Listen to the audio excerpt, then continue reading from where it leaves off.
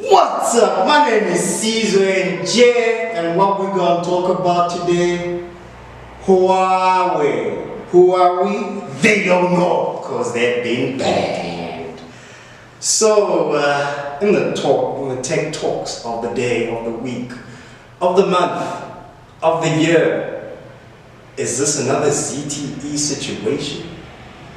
Unfortunately, it seems like it. So, a couple of days ago, Trump signed off some paperwork that is basically removing Huawei from any trading in the US market. Now, what does that mean? That means that in the past year, Huawei has actually invested over 70 billion US dollars on their hardware, and 11 billion of that came from US companies. But now, due to the mere fact of this ban, it means that these companies ain't going to be able to make money no more. Well, they still will be able to, but competition has dropped. It has dropped effective and immediately, unfortunately so. And it's a sad story. It's a very sad story. I'm a South African, and I wish I could say that it doesn't affect us as being South African people, but Google is a very huge company, and Huawei does a lot of its business with Google. I mean, they sell smartphones.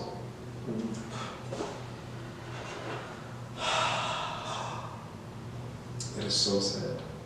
It is so sad. Now, what does this mean to current users, previously owned users that have bought the Huawei phones before this whole situation happened, all the devices that were built prior to this happening that are in stores? This means that they're actually on a 90-day suspension, if I can use that, or exclusion with any Google work. So for the next 90 days, stand to correct, for the next 90 days you'll be able to, as a Huawei user, you'll be able to get Google updates, Google services, you'll be able to use YouTube. Anything that is owned by Google, you'll be able to get access to. But after 90 days, brings up a lot of questions. I'm not entirely sure what's going to happen.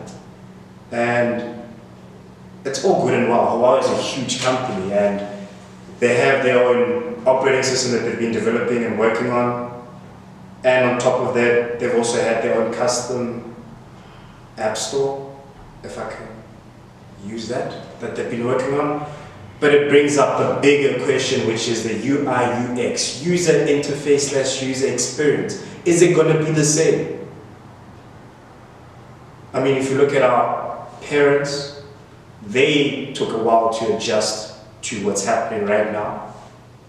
Your BBT, born before technology. They're used to that old work. They don't want to move. Now, what does that mean with Huawei? Will they be able to pull it off? Will they be able to keep their users? Are they able to bring back their stocks? And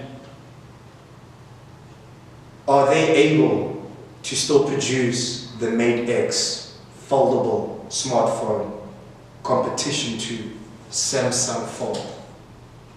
Are they able to do that? It's pretty sad from my point of view. There's no more competition with foldable phones. Well, there is, but not to this extent. There were the two companies that came out to market first. First being Samsung and then Huawei.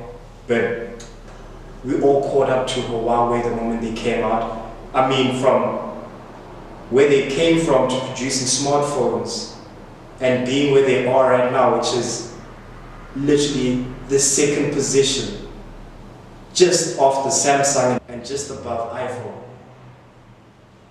Does that mean they're going to dissipate? They're going to disappear? And bear in mind, one thing to keep in mind is that Huawei, yes, they build smartphones and all, but it doesn't mean that's the only thing that they do.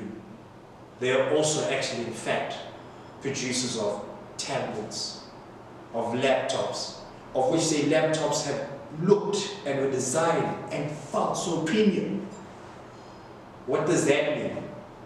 Because, I mean, if you have your laptop, Microsoft, Apple, Mac OS, what operating system are they going to use now?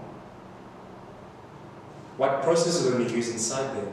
I mean, that means that they've been banned from using Intel, NVIDIA, and all Microsoft software. That's your Word, your Excel. Do I really want to buy that matte, clean Huawei laptop anymore?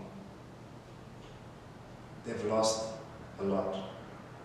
And don't get me wrong, there are ways to actually get around this, which is it's either Hawaii's gonna fall flat, pow, on their asses and not find a way out, or due to the mere fact that Apple has so much work, has got so much partnerships with Chinese companies. Does that mean that is Chinese gonna scrap them out? Meaning that your $1 trillion US company in the US is gonna be another Huawei situation? Well, we'll just have to wait and see. But this is really, really sad. I never thought this phone would ever fall. This brand. This brand has grown so much in South Africa. The P30, 50 times optical zoom, came out of the bag, and then Trump came to just trump them out. But as time goes on, we shall see what exactly happens. I mean, there could be discussions where they remove this ban, or this ban might actually still stay in, not entirely sure. But we'll just have to wait and see what actually unfolds. Hopefully this ban gets scrapped away and agreements get played upon, because I mean, there were allegations about Huawei, and I think this is the main scene of why this ban has came out to play. That apparently Huawei was working in partnerships with China and the government to install spyware on their smartphones. Spyware that made us very vulnerable. We don't know, but FBI, CIA, they've mentioned that. Now, another thing that comes into play is what does that mean with US companies in the app space? Now speaking about Snapchat, Facebook, YouTube, Netflix, Instagram, Messenger. What does that mean? Does that mean that these companies are going to build the application and put them on the Huawei Play Store? I mean, if you're using your browser, you'll still be able to get access to these things. But you have to use the browser, not the Play Store, to download the application, which is more convenient. What does that mean? Does that mean no more filters that make you look like a man if you're a woman? Or a woman if you're a man? What does that mean? No more fun filters? Does that increase the market? No. Does that highlight emojis? Yes, it does. But this is really unfortunate. In China, that is. And unfortunately, as being a South African and living in South Africa, we are also affected by this. Now,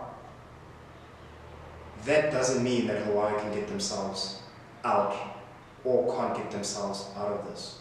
Only time will tell.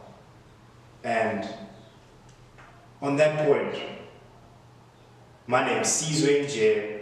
I don't know what I'm going to call this segment, but thanks for tuning in.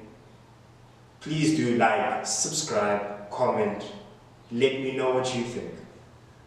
Other than that, peace. I'm out.